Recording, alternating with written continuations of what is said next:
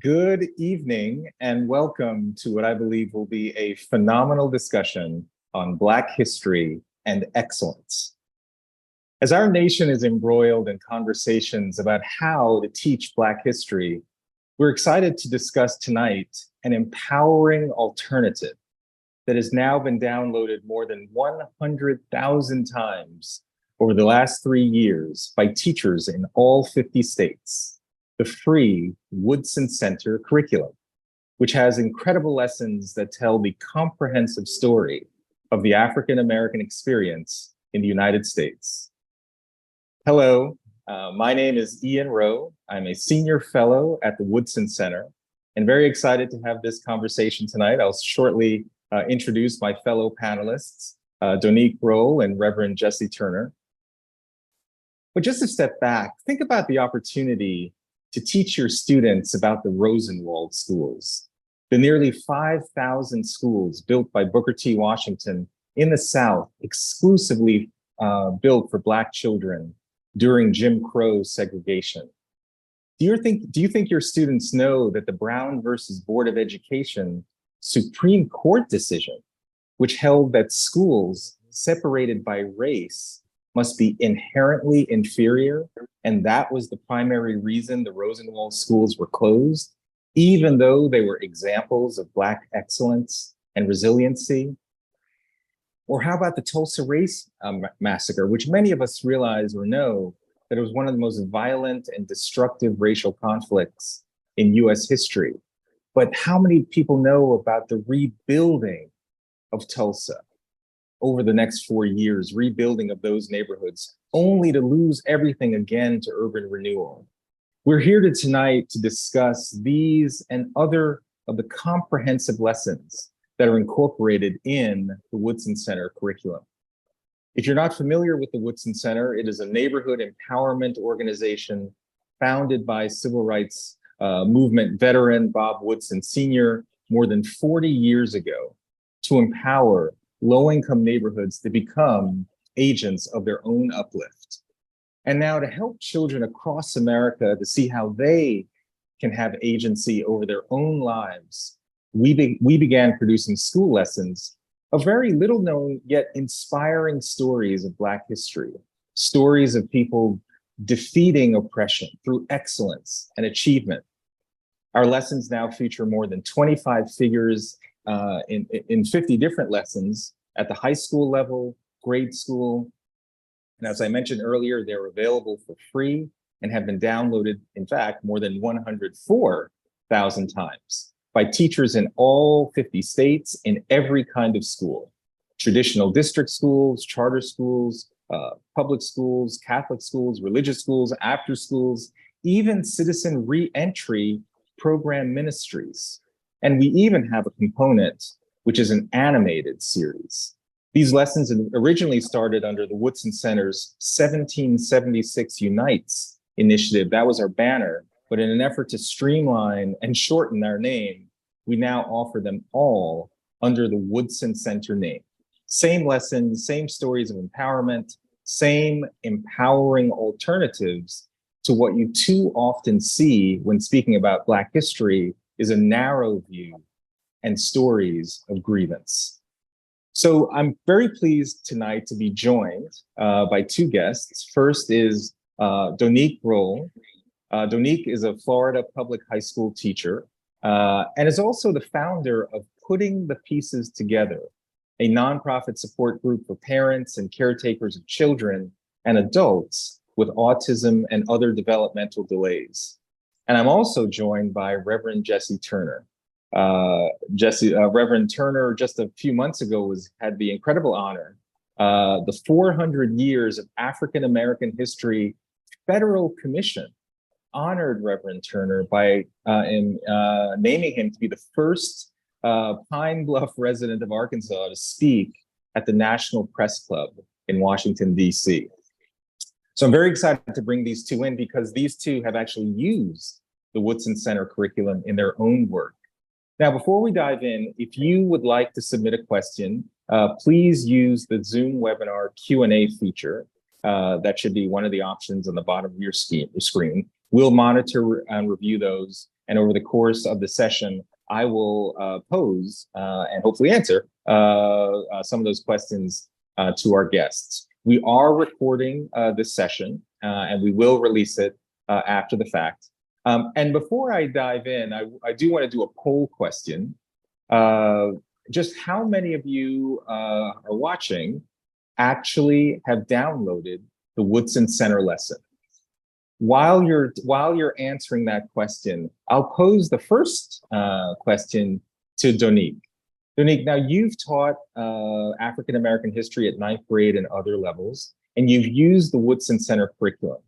First, just give us a sense of what were the lessons that you taught, and then let's get into what the reactions were of students who heard these lessons. Okay, thanks again for having me. It's what an honor to be here. I've used the Woodson Center lessons quite a bit. It has been a saving grace, honestly, because it saved me from thinking or having to come up with these comprehensive questions that the Woodson Center freely gives us. So I'm grateful for that. Some of the lessons I've used were, you mentioned Rosenwald schools. That was a fan favorite. Booker T. Washington, the Rosenwald School, I used that one. I used the Tulsa Massacre, Garvey, a lesson on Bessie Coleman, Robert Smalls, and so many others. But those are the ones I can think of off the top of my head. But I've used quite a bit of the curriculum. Yeah, and so for the benefit of our audience, Robert Smalls, just give us a sense of who that is and what the likelihood is that most students would have heard of someone like Robert Smalls. Well, it's not many people are aware of who he is. He is definitely a Civil War hero. Students, when first of all, again, they've never heard of Robert Smalls, and when they got a glimpse of him, they were amazed just by what he was able to do and the way he fought against slavery, the way he escaped slavery and led others out of it. The students were just pretty much blown away by it because they've never heard of someone like Robert Smalls. The typical people like Harriet Tubman, Nat Turner, but Robert Smalls was someone that was just pretty much unknown to them. And so when they got a chance to just really explore that lesson and explore who he was, it was very impactful for them to see someone in his stature that just pretty much, that was a Civil War hero for them. Yeah, this is one of the goals of the curriculum, because our finding was that when we were researching this, there were so many incredible real and authentic figures who were part of the African American experience in the United States that simply were not known. And oftentimes when you did look at historical context for African American history, almost always was in a very negative frame. And the whole idea is to introduce new characters, new stories of adversity, new stories of triumph over adversity. So how did you, because I think a lot of the folks listening, and by the way, our poll shows that it's about 50-50. So about half of you who are on the poll have actually downloaded lessons, and hopefully the other half, tonight will be a great lesson in terms of how you can bring this into your own classroom. So Donique, when you were in a traditional public high school, right? Yes. What were the mechanics for how you decided to bring this in? Did you have support from your school leader, your principal? Just talk a little bit about the logistics of bringing this content into your classroom. Okay, so interestingly enough, I did not get any resistance from my principal or my other peers, because it was quite easily, actually, as long as you are abiding by the standards and the benchmarks, you can bring many resources. It doesn't matter what the resources are, as long as you are able to abide by the standards. So if I'm talking about the main idea or the central, the author's purpose, or how to make a claim, I can bring in one of the Woodson Center lessons to prove that particular standard. So it was quite easy. The principal did not reject to any of the curriculum. And of course, our POC leader would have to approve it and to make sure that it does abide by the standard. And every single thing that I brought in, they absolutely loved. And some of them were able to reach out to other groups like the English department or the social studies department, and they were able to tell them about the lessons, and they incorporated bits and pieces of some of the Woodson Center lessons as well. So as long as you're abiding by the standard and the benchmark, it went pretty smoothly. The principal did not reject. Yeah, and it is important for everyone to know that the Woodson Center lessons, all of them are actually aligned with the college, career, and civic life framework for social studies state standards published by the National Council for Social Studies. Plus, it's also aligned with the applicable advanced placement or AP standards. So know that if you were to bring this content into your classroom, it would be completely aligned with everything that you are seeking to achieve, just like Donique just mentioned. So Reverend Turner, you've also been able to implement the Woodson Center curriculum in classrooms, even at the state level. So just talk a little bit about the kinds of lessons that you incorporated, and again, what the student response has been thus far. Okay, well, thank you for having me here this evening. Glad to be on, to be able to talk to the viewers about an exciting lesson that can really grow our young African Americans. It can expand their knowledge about Black people in America. One of the persons that we have focused on, we focus on Robert Smalls as well, Elijah McCoy, Biddy Mason, Bridget Mason. That was one that students really enjoyed. They really found something in there, and they could really stand up and talk about her on a personal level and what they wanted to do and what they saw Biddy Mason doing in order to improve herself. And so we use that lesson to show our young African Americans that, and all of those students that were in the classroom, how they can come from a background that's not as pleasant as they would like, but yet they can look at what Biddy did, how she created a job for herself through midwives, how she was able to buy land, and how she was able to build churches and become a great philanthropist. And so Biddy was one that our students really gravitated to.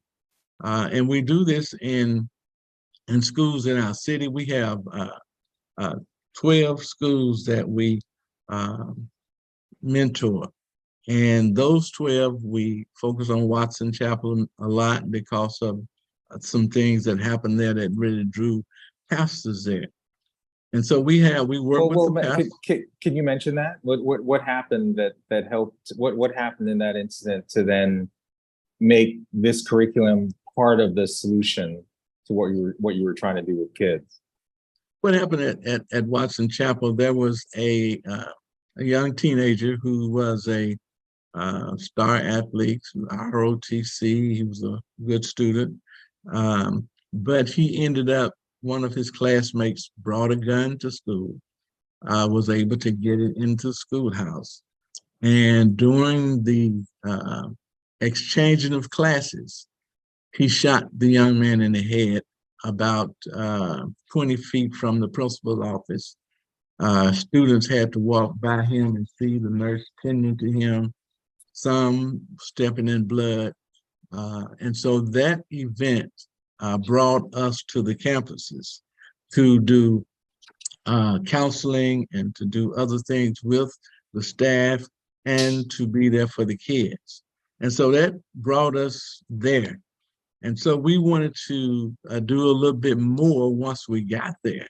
And so that's how we could implement this curriculum, these lessons into the classrooms. And so we were allowed to do that. And we could talk to the kids in general about being nonviolent, and to look at ways that you can improve yourself without being violent. We often say we wanted them to use words to solve problems and not weapons. And so we came to the point that we saw that they gravitated to what they did not know. We often asked them about some people that they know that was great African Americans. And we normally heard Martin Luther King, which was Frederick Douglass, Harriet Tubman, and others, but they didn't know about Bridget Mason, Biddy Mason. And there are others that they don't know about. Our young kids focus on those traditional African Americans, but there are those that did just marvelous things as well. And they did it during the time when segregation, racism, hatred was at its zenith. And they were able not to focus on the negatives. They were able to focus on trying to get ahead. What do I need to do to get ahead?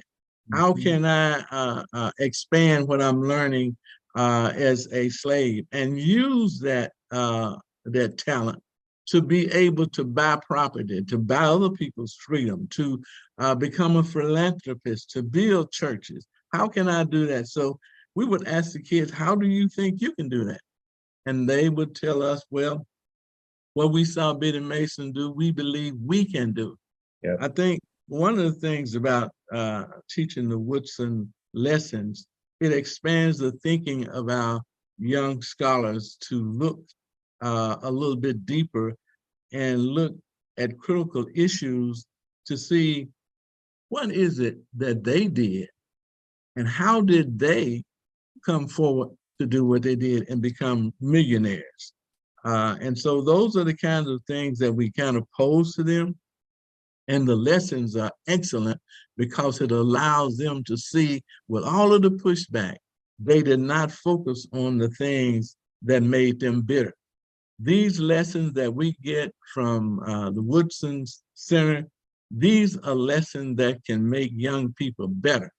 I find that today, all of the things that are focused on how the lynchings went down and how people were treated, that make people bitter. And so we want to make the students better, not bitter. And these lessons can really empower them. When teachers use them, they can really empower our students. And I'll say this, and I'll let someone else speak. We are working with the Arkansas Department of Education. We shared with them some of the information from the Woodson Center.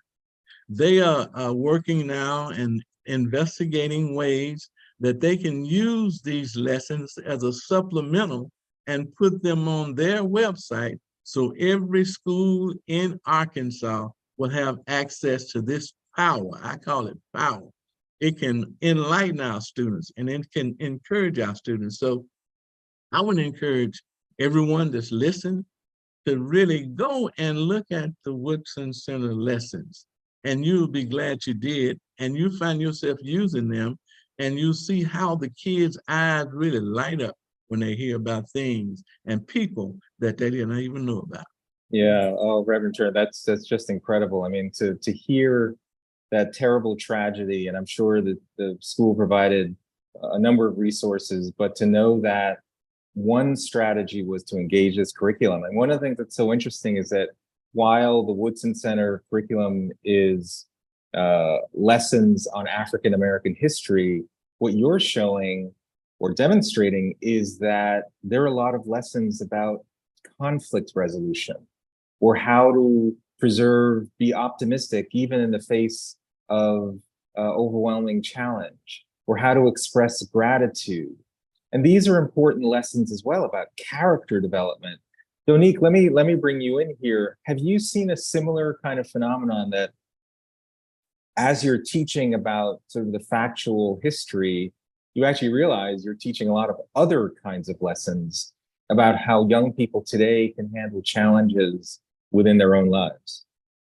Yes, absolutely. So I teach at a low performing school. It's majority Black students. Socioeconomic is very poor. There are a ton of fights at my school. It's heavy disciplinary problems. So one thing that I decided to do was center my not every 9 weeks around a Woodson Center principle, like resilience. Another was inspiration. Another one was grace or innovation. And the funny part about all of this was we had a new principal come in last year, and he was very big on themes. And so his theme was resiliency. And I'm like, this is great because this is what I want to teach. And so this is right down my alley. Many of the students come from very tough backgrounds. And I noticed that when I started teaching some of the Woodson Center principles and in conjunctions with the lessons, I saw slow changes. So in the beginning, a lot of them only know about the massacre. Like he mentioned, I live in Florida and our Black Wall Street was Ocoee. And so they know about the hard stuff, but very rare do they hear about the rebuilding. They don't know, or even the building of these towns like Tulsa, like Ocoee, like Eatonville. They only hear about the massacre. And like Right. Turner mentioned, it's hard for them. It makes them bitter and not better. And so what I like to do is focus on, okay, so let me tell you about the guy who actually built the block to build these towns, build a Tulsa. Let me tell you about the resiliency of the people. Yes, they were knocked down, but guess what? They got right back up. And so I noticed that when I started teaching more lessons on resiliency, they would become more inspired. You can tell that they were confident.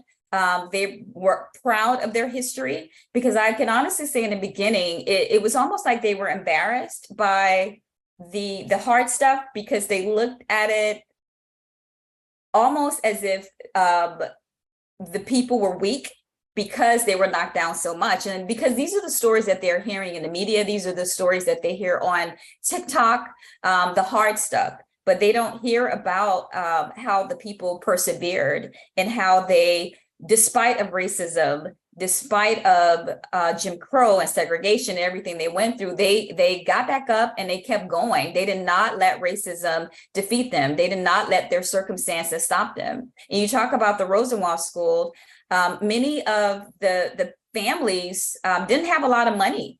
But the great thing about the Rosenwald School is the community rallied together, came together as a community and gave to these schools, and they were great schools. Martin Luther King came from that school and so many others. So I had to remind them, you didn't come from an inferior people. You came from a people that are resilient, who persevered. You stand on their shoulders. And the interesting part about just the whole theme of grace and resiliency, I remember there was going to be a fight in my classroom. So two kids were just at each other's neck. And sometimes you don't think kids are listening when you're talking about themes or you're talking about different messages. And so one of the kids reminded them, hey, remember we talked about grace? Remember we talked about, Wow. we talked about forgiving each other. We talked about bearing with one another. And these are 14-year-olds. And I cannot make this stuff up, but I remember I was speechless because I couldn't believe this was coming out of his mouth. And so they were close to fighting, and then they stopped. And I don't know what in their mind just completely stopped it, because no one pulled them apart. One guy I remember him saying, you got it. Like, I'm good. You got it. And so that was his way of saying, okay, this is dead. And so something about just the theme and some of the lessons that they've learned, I think really resonated with them. It just really inspired them just to be different, to be better. Because I have a few examples like that of students just intervening. I'm out of it. And the kids are helping one another and just reminding them of the principles, because I'm literally drilling in it every single day. I'm not always using the words, but I'm using examples of the different people. Because like I said, I taught African-American history for 4 years. And so we're talking, our lessons are from slavery to present day. So there's a bunch of things that I can pull from, a bunch of lessons and just messages and themes that I can pull from. And a large part of that was because of some of the curriculum from the Woodson Center, just the message and the themes. And I used all of that and incorporated that into my lessons. And it really, I think, really resonated with the students. Yeah. I mean, when we first conceived the Woodson Center curriculum, it actually was in response to the New York Times 1619 project, which we viewed took a very narrow, negative and defeatist view of African-American history. So, for example, when you talk about the Tulsa Massacre, yes, it's really important to teach what happened during this terrible event, but where did that wealth come from in the first place? How is it that these Black Americans under Jim Crow were able to build businesses, secure capital, build these enterprises? And yes, there was the massacre, and then there was the rebuild afterwards. Yes. It's that complete story, warts and all, that we think is so important and that you'll see in every single unit in the curriculum. And if you haven't been able to download it, just remember that the lessons are all available for free. They're located at woodsoncenter.org/how-we-help/curriculum. All these lessons are available for free. And please do, if you have questions, we're going to start taking questions soon. Please add that. Both Reverend Turner and Donique, you both mentioned that the population of kids that you've been using the curriculum with have been primarily African-American students. But we have teachers all over the country who are teaching these lessons in very racially diverse settings, economically diverse. We have teachers in all 50 states. How do you think these lessons would be received by white students, by kids in upper class communities? How does it also help on that front to ensuring young people of all backgrounds experience these same kinds of lessons? And I'll take both of you. Okay, I think that the Woodson Center lessons really has the wow effect on most of the students. They don't know about these people who were able to excel, regardless of, we tell them, regardless of your background, regardless of the situation, look at these people and model yourself after these. You can do better. And so we take the lessons to inspire our scholars to believe in themselves, because those enslaved people back then had to believe in themselves. I believe I can do greater things so that I might be able to move from where I am. Let me use my God-given ability. I have skills. I had skills when I was in my homeland. And now that I'm here, let me use my skills to better myself. And so our kids need to know that education can move them from poverty to a better life. It's not a dead-end street.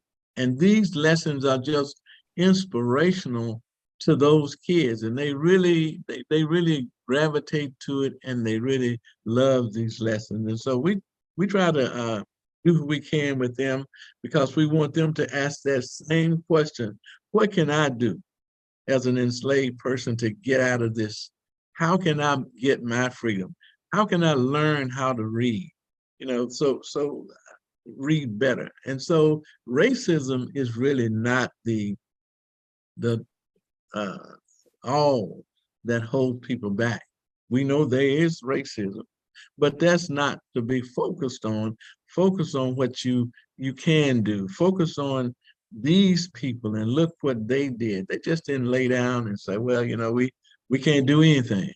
And you talk about Black Wall Street, how it was burned down into it, but nobody ever focused on the fact that it was rebuilt. They just leave kids right there.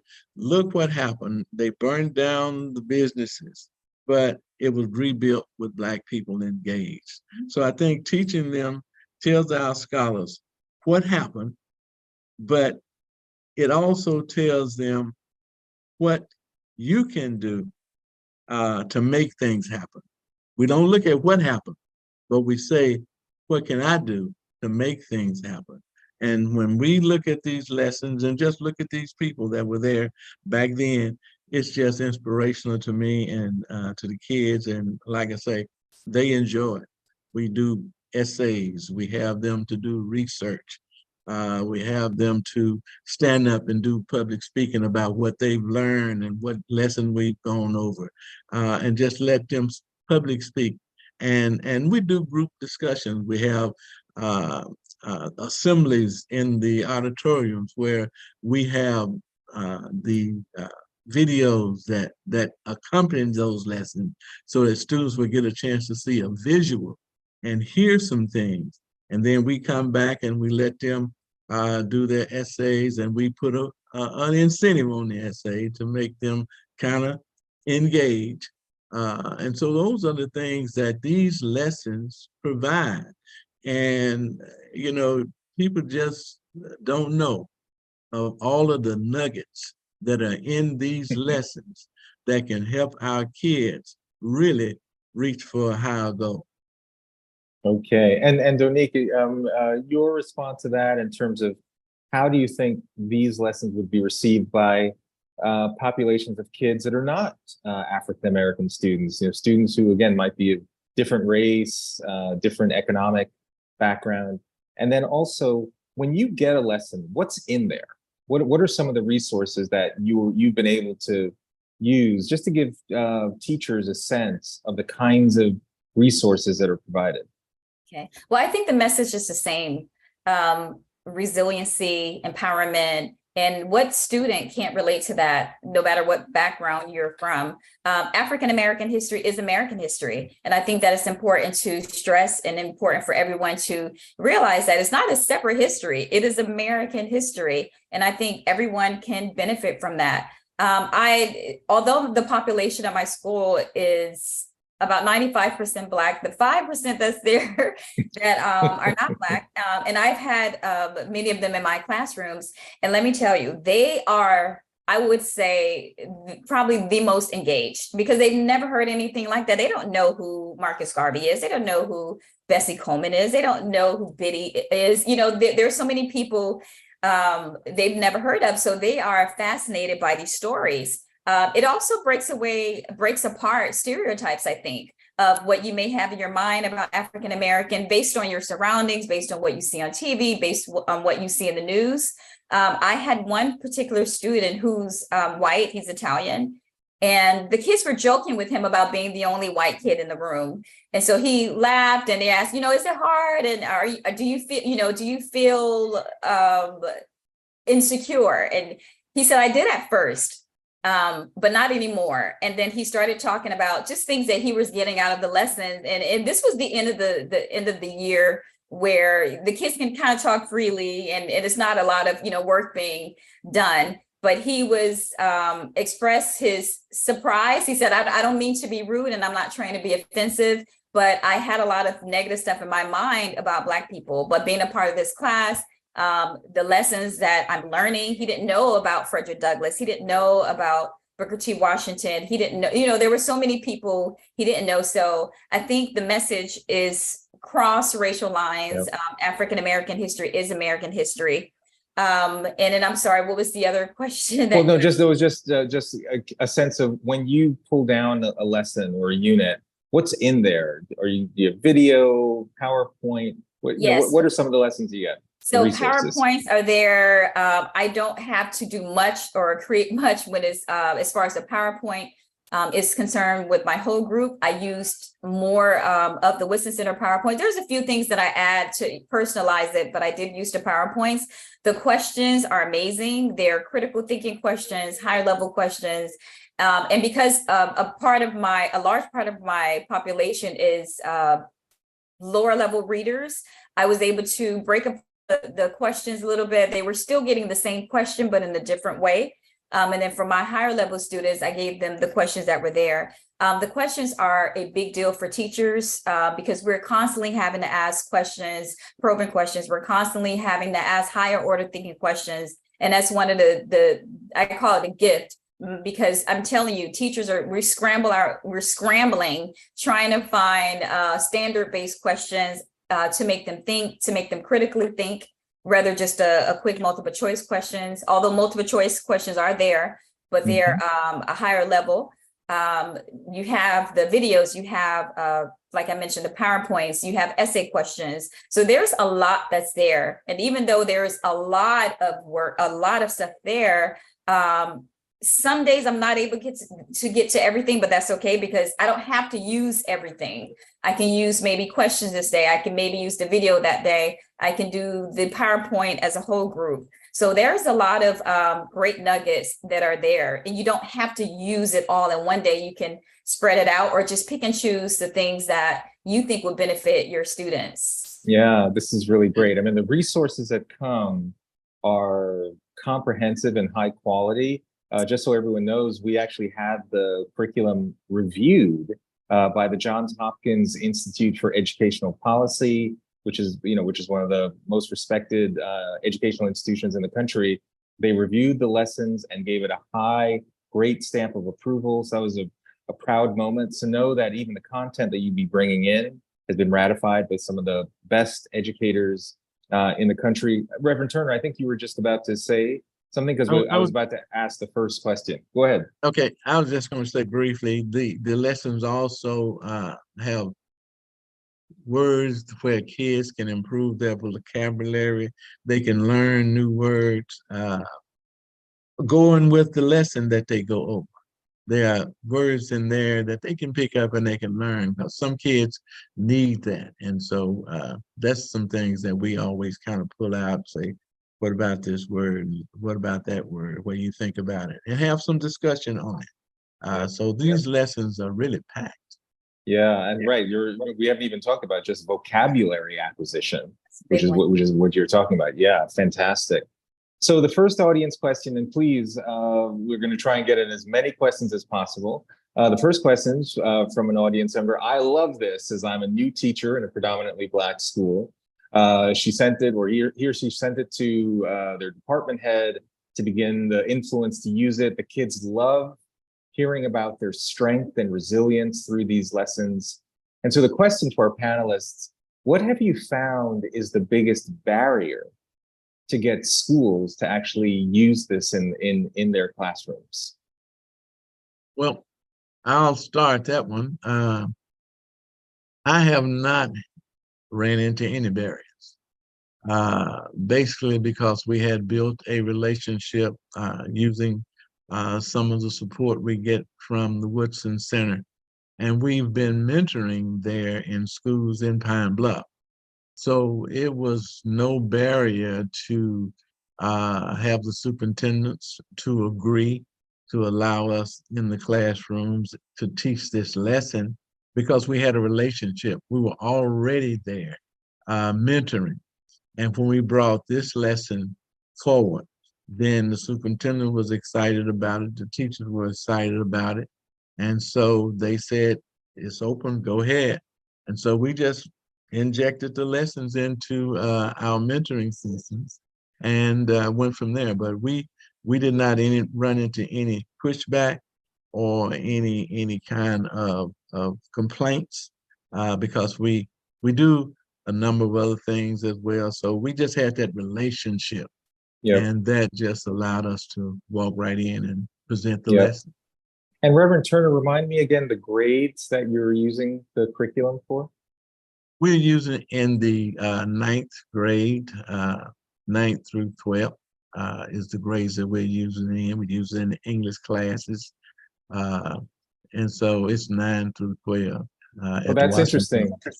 Right, so that's interesting. So you can use it in English class. You can also use it in social studies or history. Sounds like Donique, you could probably also use it at advisory lessons. Is that right? Yes, so you can, well, it would be challenging in US history in 11th grade, at least in my district, because U.S. history have a set schedule they have to abide by, a set curriculum. They cannot veer off of it, not just for a second. Now, they could incorporate some of the discussions and some of the themes of the Woodson Center lessons, but as far as adding that as an addition to, or even a resource that they can physically give students, not likely. Again, at least in my district, just because of the schedule that they have to abide by. Also, one of the other things that I use it for is our social emotional learning. So social emotional learning in Florida is a big deal. Now, I know it's controversial in some states, but at least in my district, they focus on the whole self, because so many students, especially coming from COVID, are depressed, some are suicidal, some are just having a hard life. And so they actually embrace those themes and lessons. So anytime there were teachers that wanted to find something about just empowerment and strength and courage, I would recommend one of the lessons from the Woodson Center, and they would use it. They wouldn't use everything because when we do social emotional learning, it's for 30 minutes to an hour, and in some cases. But we do incorporate that in our lessons, the social emotional learning at a piece, and also on a separate occasion. But it's very much encouraged. So any lessons that's related to empowerment, they would embrace it in our social emotional learning component. So it's actually been pretty powerful. Yeah. So it sounds like both of you are using the lessons at the high school level. There are definitely other teachers that have downloaded the curriculum who've taught at the middle school level, and the animated series, which is coming soon, that certainly will be content that teachers, even at elementary school, will be able to teach in a developmentally appropriate way. So the idea is that there will be appropriate resources K to 12 that are available for free. A new question that came in, and Reverend Turner, it sounds like you had a comment, but I'll also direct this question. I'll also direct this question to you, because one of the audience members, and I think this is a good question. How do you respond to those who may say that your desire to get students to not be bitter is to water down or even excuse the actions of racists of the past? Well, that's a good question. I think what students have to learn is, and we use the PBIS, the positive behavior strategy, so that we can get kids to understand what's being said. I think most times when kids are upset, it's because they really don't know the full story. They just hear half of the story. They just hear the bad side of how Blacks were treated. But I think you have to balance that with the good side and the good things that happen. So it's not really an issue here, but just having kids to not push their history down, but use all of the history, because there's, as people say, when you have a pancake, no matter how thin it is, it has two sides. And both sides we need to hear. And so when kids learn how they can do, then they will step up and do that. So I understand that sometimes people think it's going to be pushed back, or that you can't do it, but it can be done. But we just have to focus on all of it. And the Woodson Center lessons really carry you through the things that's not what happened back then, even though they focus on how what Biddy Mason was, or how Robert Small was a slave, and so forth. But it also gives you their ending. In other words, we can't do anything about the start. We can't do anything about slavery. But from this point, using these lessons, we can make the outcome be better. And that means that students will then not want to engage in conflict, because on one campus, we have reduced violent and negative activities by 33% on the Watson Chapel school ground, simply by using the lessons, simply by having pastors engaged. And that's another thing. We have pastors also engaged in our schools as faith-based ministers. And so there's a way to make this work. There's a way to reduce the violence, but we just got to be willing and have the courage and commitment to step forward and do it. And I think the Woodson Center lessons are a good springboard to any teacher, whether they be K through 12, to use to inspire their students. Yeah, let me also just say this point, because I do think the person asking the question, it's a fair question. The idea that we don't want our kids to be bitter, we want them to be better, that's not an effort to sugarcoat our history. The whole idea is just tell the whole story, warts and all. That's the power. So, you know, when you see some of these other options, like what came from the New York Times 1619 Project or Southern Poverty Law Center, this is the empowering alternative, and you don't have to feel that somehow you're hiding or you're not telling the story because you're sugarcoating. The whole idea, we don't want to cherry pick only the negative aspects of American history, nor do we want to cherry pick or cleanse those parts of American history that are the more uplifting. Tell the whole story. That's kind of the whole premise of what's happening with the Woodson Center curriculum. Yes, Donique, go ahead. I was going to say, I absolutely agree. And if you look at lessons like Tulsa, that's in the Woodson Center curriculum, it is not watered down at all. Like, it is primary sources. It tells you the hard truth. But like you mentioned, Ian, we don't stay there. I've never been told by any student, any administration, and and my administration is very progressive. And I've never once been told you're watering down these lessons. Like, I tell the full story, but I also want to give them hope, because there is hope. The foremost, the freedmen were empowered. They were resilient. So you have to tell that story. You can't, like you said, just tell one part of the story and not tell it all. So I've never been accused of by administration of watering down anything, because I tell the whole story. And so kids are angry in the beginning when they hear it. Absolutely, they are angry.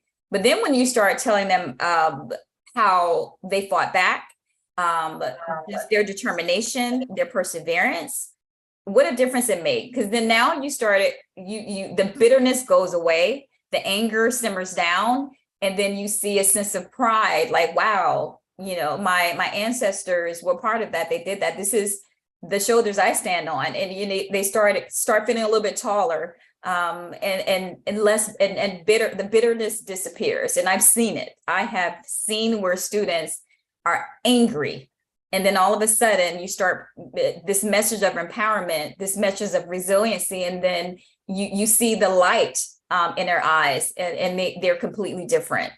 Yeah, I mean, Reverend Turner, Donique said earlier, you know, African American history is American history, right? We shouldn't be creating this whole separate division. What do you think about that, and how these stories of resilience and agency and triumph over adversity can be an inspiration for any student? It can, because of the knowledge that they receive from it. I think that knowledge that they get is what's going to empower them personally and individually. And any student who is exposed to it, and teachers as well, not only will it empower the students, but it will also empower the teachers, because they hear the negatives just like students do. And so I would say that the knowledge that's there, the lessons that are taught, it just expands their thinking about what happened to African Americans and what's going on with African Americans today. And that's kind of how I look at that right now. Yep. And Donique, it sounded like you have a population of students high levels of students who receive, reduced and free and reduced price lunch. Do you also have students with special needs, students whose English is a second language? If so, how do these resources help? Are there any particular lessons that you found that resonated with that group or assisted in any way? I think all of the lessons certainly have helped. So yes, I do have a population of limited language speakers, students with special needs. I had two classes that every student was a level 1 student, meaning that they were reading way below 9th grade, which was a lesson, which was my grade that I taught. So I was able to use some of the, like I mentioned, I used some of the questions that were a part of the Woodson Center curriculum, and I was able to tailor it to fit them. They were still answering the same question, but in a different way. So they were exposed to that. And also the students, the ELL students, they had translators also. And so they were able to still take advantage of the lessons, even though I didn't speak Spanish, but they would just put it in their translator, and they would still get the message, but in their language. And like I mentioned, a lot of them were extremely hardworking. And when I tell you, it was in complete engagement by particularly my students that didn't speak English well, when they were able to translate it into their own language, because they've never heard of any of these stories. And so it was just so fascinating from them. And it was just pretty amazing to even see their eyes light up as well. Wow. Well, unbelievably, we're almost coming to the end of our session. And, before I give any closing comments, Reverend Turner, and then Donique, I'll come to you. Any parting words or advice or counsel that you'd want to provide for teachers or parents? I mean, we didn't even really talk about the number of parents who downloaded these lessons as part of a homeschool or just supplemental materials that they use for their kids at home outside of school. So, Reverend Turner, any closing comments or advice you'd like to share? I guess my advice to the teachers is to first download these lessons and use them, because they work. I mean, it helps you to calm students down, get them to be more attentive. When students start hearing things about their people and how it was tough, how it was hard, they have the same issues, just not as bad as it was back then. But they have the same issues of trying to get ahead, how to get along with my brother. And they will find that these lessons will do that. There are places in there that will lead you to a lesson that will help you to teach the kids how to become better students, and always knowing that the knowledge is what empowers them, and knowledge will then change their behavior, and their behavior then will change the activity on the school campus. So first of all, get these lessons. That's my that's my thing to you. That's my advice, and it'll help parents as well. We don't have time, but I could tell you a story about one of our. Don't say it. You can say it. Well, this deals with a pastor, and it deals with something that he was talking to a kid in school about. And the child said, well, I don't believe in God, and I don't care about God. So the pastor gave the students some verses to read, to take home and read. They was in an enrichment class. Student took the lesson, took the verses home, came back to the next session where the pastor was, and said, Pastor Shaw, my dad is reading the Bible now. And what I'm saying is, if we can get this to the students, they then will take it to the parent and say, look, Mom, what I saw in these lessons, how African Americans were able to progress and become great people and invent things like M.E. McCoy. And that will inspire parents. people have to have the knowledge. They need to know the knowledge. What's going on today? They are watering down the real knowledge and giving our kids and our communities what they want it to be, not what it is. Outstanding, outstanding. Donique, any parting comments or advice, counsel for parents, teachers, policymakers, even those who are fighting over standards and what should be taught in African American history? Well, like I mentioned before, African American history is American history. I think the Woodson Center lessons cross racial lines. It is for everyone. It is a message of empowerment. It is a message of resiliency and agency, and I think everyone can benefit from that. It is aligned to standards. So any standard that you want to teach, you will be able to do it with these lessons. I also teach reading, and in my reading classes, I incorporated a lot of those lessons as well. It will save you a lot of time in lesson planning. And that is a big deal for teachers to have something with questions in. I don't know, you don't understand how big of a deal that is. Yeah. To have something that with questions and an answer key, and a PowerPoint that's already made and videos you don't have to search for. It is perfect for teachers.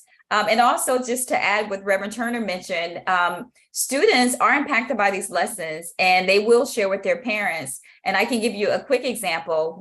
After we did our lesson on Tulsa, we talked about the rebuilding of Tulsa. We also looked at some of the Black communities that were built by freedmen in Florida. And so we happened to have one in my town, Eatonville, Florida. And so one of the students, after the Tulsa lesson, she wanted to look into, well, I mentioned that there were others in Florida and we have our own. And so she was so inspired just by the fact that freedmen built towns, it was destroyed and rebuilt it again. So she asked her mom to take her to our Eatonville Museum. It's an African American history museum we have there. And her mom called me the next day. My student didn't tell me this, by the way. Her mom called me the next day. Do you know you have my child dragging me across town, going to museums about African American history? She never talks about history. She never talks about math. She never talks about science, but she does talk about your class. And she did tell me about the Black Tulsa. She told me about, and then she started naming other Black Wall Streets that we talked about too. So students will be impacted by the curriculum at Woodson to the point where they will want to share it with their parents and teach them as well. Well, Donique, that is an amazing story and a great story to end on. Reverend Turner, Donique, thank you so much.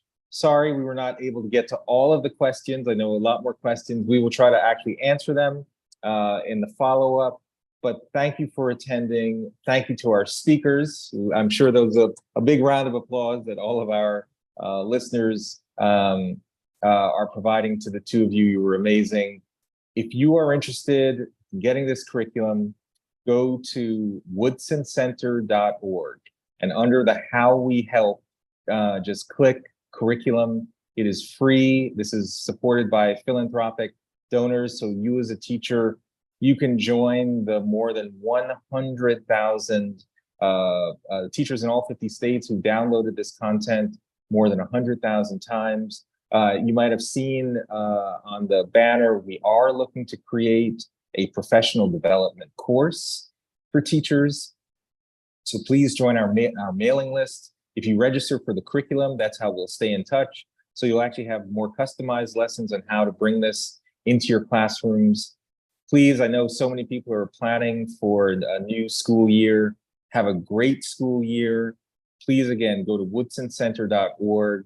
As Donique said, African American history is American history. We've built a curriculum that tells the entire story. This is not cherry picking. This is not watering down content. Warts and all, tell the true African American experience in the United States. And that's an inspiring story to tell. The truth, the whole truth, and nothing but the truth. Thank you very much.